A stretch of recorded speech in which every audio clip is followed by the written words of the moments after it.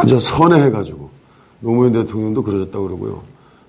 관료들도 그 미국의 법제도들이 들어오면 우리나라가 자극을 받아가지고 우리나라도 금방 그와 비슷하게 발전할 것이다라는 그렇죠. 외부 자극론, 뭐 그것에 의해서 우리 발전할 수 있을 거라는 낙관적 기대.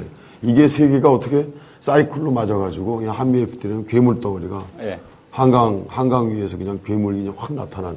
지금 이 상태에서 이제 우리 괴물을 어떻게 그게 친일파인데요. 예? 그게 친일파.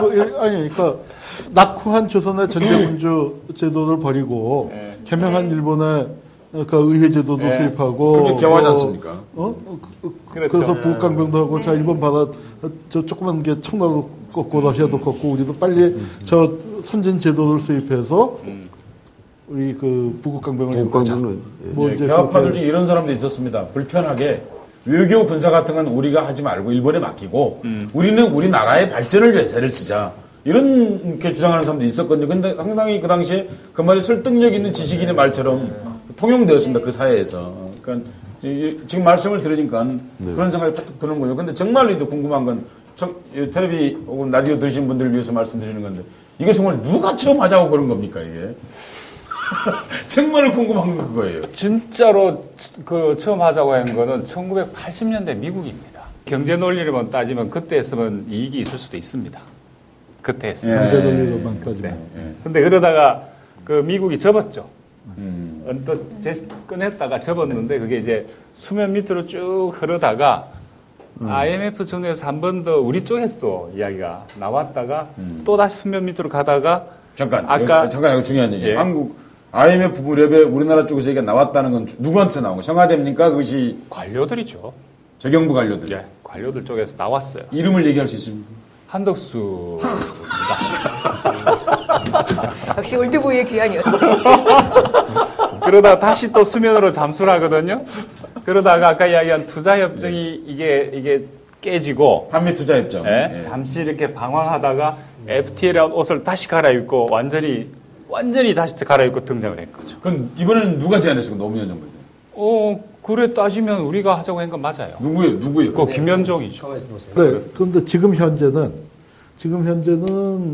그 우리 오바마 대통령이 정말 그 이명박 대통령 가니까 극진하게 반대하고 그 오바마 대통령이 빽빽하면은 그 한국 그 교육을 예찬하고 그래서 학생들이 오바마 여기 와서 야자 좀 같이 하자.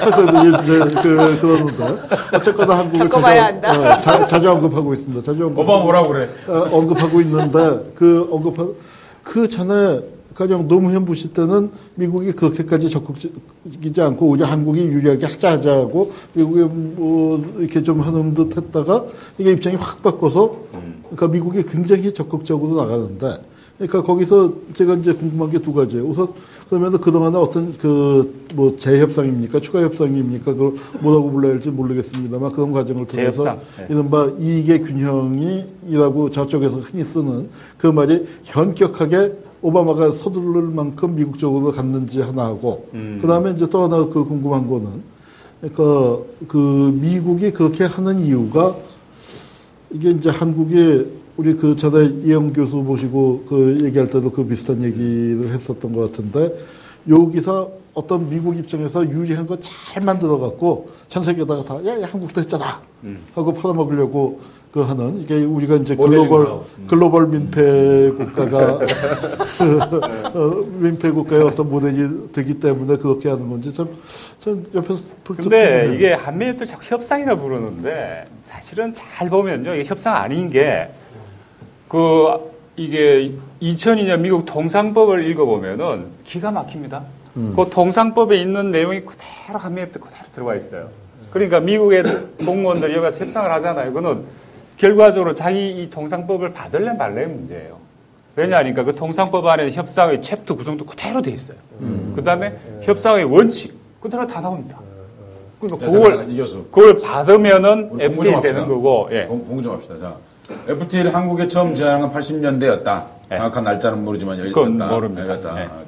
그러다가 IMF 무렵에 한국이 한번 뭐 제안을 한 적이 있어. 말은 꺼냈어요. 말은 꺼냈어요. 한덕수가 말을 끊이는 적이 있다. 비공식 뭐 이렇게.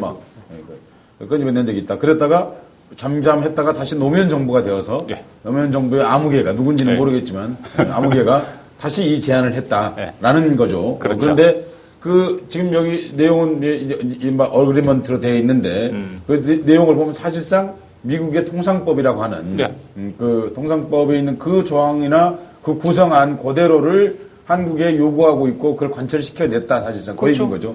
정리하면. 그렇게 안 하면 미국과의 FTA 성립이 안 됩니다. 그러니까 받든지 말든지예요. 협상이라기보다는 받든지 말든지인데 협상이 일어나는 부분. 그런 건 뭐라고 그럽니까? 외국어 영어로 어그리먼트가 아니고. 그것이 그게 약관이란 거 아니에요? 그 우리 업계 용어가 있지. 받든지 말든지는. 약관이에요. 뭐예요? 쇼당. 그러니까 받으면 성립이 되는데 그 통상법안이면 ISD 이런 건 필수 구성 요소예요.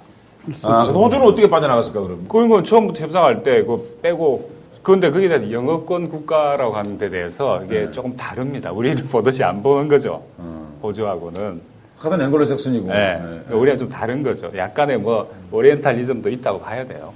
정부는 거기에 대해서 영미법 체계 같은 국가이기 때문에 서로 간에 신뢰가 있어서 서로 간에 신뢰할 만한 법 체계이기 때문에라고 이야기를 했죠. 우리 이제 끝장 토론할 때는 이제 한마디 했다가 또 반발을 하고 그랬는데 뭐냐면 그 외교통상부 정부에 이제 부처가 10몇 개 있죠. 17, 8개 있는데 그 외통부가 좀 독특한 게 있어요. 제가 아주 유능합니다. 아까 법무부 검사들 유능하다고 하듯이 외교부들 유능한데 이제 제가 그 NSC도 이렇게 진짜로 유능하다고 말한 거예요. 비웃듯이 말한 게 아니에요. 외교부도 유능해요. 유능성이 있고 유능한데 치명적인 결함이 뭐냐면 이 기준이 서울이 아니라 늘 보면 워싱턴이 기준이란 말이에요. 그러니까 표준이에요, 표준. 저쪽 제도나 이게 표준.